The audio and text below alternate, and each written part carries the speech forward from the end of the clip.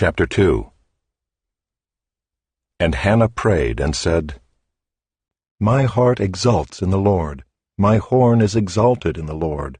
My mouth derides my enemies, because I rejoice in your salvation. There is none holy like the Lord, for there is none besides you. There is no rock like our God. Talk no more so very proudly. Let not arrogance come from your mouth. For the Lord is a God of knowledge, and by him actions are weighed. The bows of the mighty are broken, but the feeble bind on strength. Those who were full have hired themselves out for bread, but those who were hungry have ceased to hunger. The barren has borne 7, but she who has many children is forlorn. The Lord kills and brings to life. He brings down to Sheol and raises up. The Lord makes poor and makes rich. He brings low and he exalts. He raises up the poor from the dust. He lifts the needy from the ash heap to make them sit with princes and inherit a seat of honor. For the pillars of the earth are the Lord's, and on them he has set the world. He will guard the feet of his faithful ones, but the wicked shall be cut off in darkness, for not by might shall a man prevail. The adversaries of the Lord shall be broken to pieces. Against them he will thunder in heaven. The Lord will judge the ends of the earth. He will give strength to his king, and exalt the horn of his anointed. Then Elkanah went home to Ramah, and the boy was ministering to the Lord in the presence of Eli the priest. Now the sons of Eli were worthless men. They did not know the Lord. The custom of the priests with the people was that when any man offered sacrifice, the priest's servant would come while the meat was boiling, with a 3-pronged fork in his hand, and he would thrust it into the pan or kettle or cauldron or pot. All that the fork brought up, the priest would take for himself. This is what they did at Shiloh to all the Israelites who came there.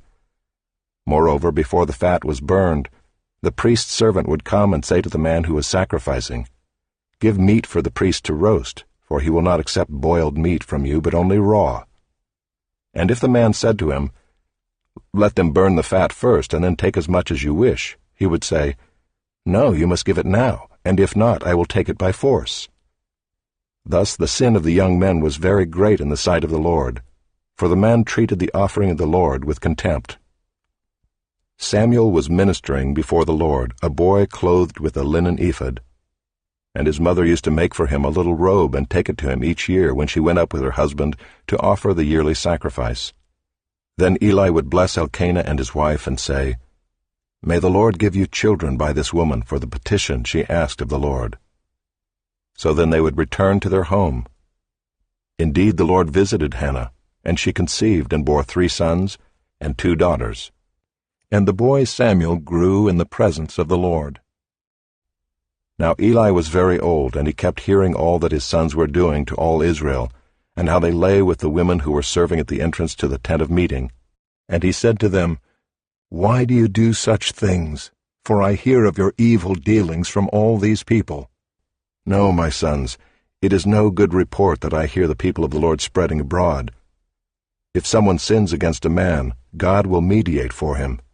But if someone sins against the Lord, who can intercede for him? But they would not listen to the voice of their father, for it was the will of the Lord to put them to death. Now the boy Samuel continued to grow both in stature and in favor with the Lord, and also with man. And there came a man of God to Eli and said to him, Thus says the Lord, Did I indeed reveal myself to the house of your father when they were in Egypt, subject to the house of Pharaoh? Did I choose him out of all the tribes of Israel to be my priest, to go up to my altar, to burn incense, to wear an ephod before me? I gave to the house of your father all my offerings by fire from the people of Israel. Why then do you scorn my sacrifices and my offerings that I commanded for my dwelling, and honor your sons above me by fattening yourselves on the choicest parts of every offering of my people Israel?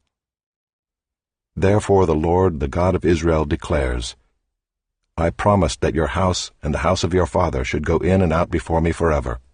But now the Lord declares, Far be it from me, for those who honor me I will honor, and those who despise me shall be lightly esteemed.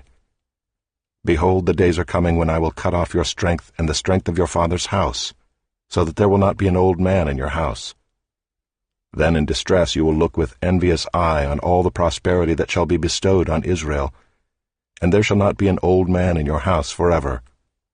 The only one of you whom I shall not cut off from my altar shall be spared to weep his eyes out, to grieve his heart, and all the descendants of your house shall die by the sword of men. And this that shall come upon your 2 sons, Hophni and Phinehas, shall be the sign to you. Both of them shall die on the same day. And I will raise up for myself a faithful priest, who shall do according to what is in my heart and in my mind. And I will build him a sure house, and he shall go in and out before my anointed forever. And everyone who is left in your house shall come to implore him for a piece of silver or a loaf of bread, and shall say, Please put me in one of the priest's places, that I may eat a morsel of bread.